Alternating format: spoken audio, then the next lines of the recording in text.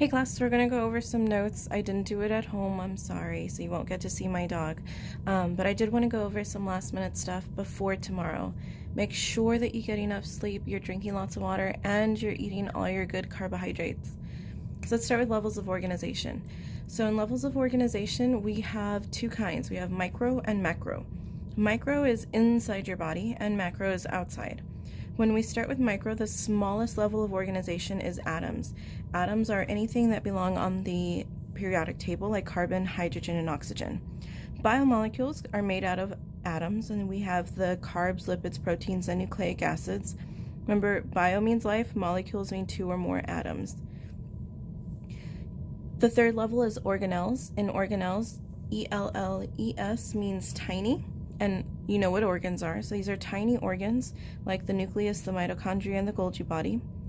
Level 4 are cells. Cells are the smallest living levels of organization. We have two different kinds, prokaryotic and eukaryotic. You know that prokaryotic has no nucleus, it's a bacteria.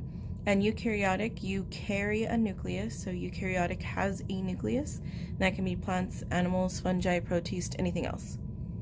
Level 5 is tissues, so tissues are made out of specialized cells, and this includes ligaments, muscles, skin.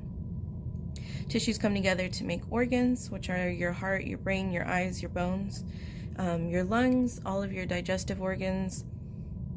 Then these organs come together to create organ systems like the digestive system, the nervous system, your endocrine system, which is all your hormones, and your integumentary system, which is your skin.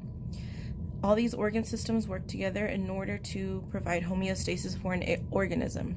This could be a dog, a human, a hermit crab, plant, tree, anything that is living. The only reason that I scratched out the last word was because I had put bacteria. Bacteria is living, but it's prokaryotic, which means it's only one cell big. When we look at an organism is made out of organ systems, organs, tissues, and more than one cell. So in order for something to be an organism, it does have to be more than one cell.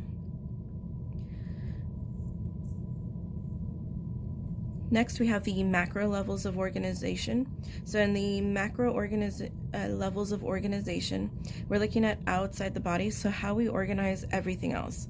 So we start with the organism, and then we have populations, which are two or more of the same population, or the same species, I'm sorry.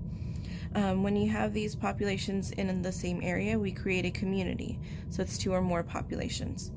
Then an ecosystem is everything in the community, so all of the populations in the community plus all of the non-living factors. So this is where the dirt, the rocks, the air, the water, everything else comes in.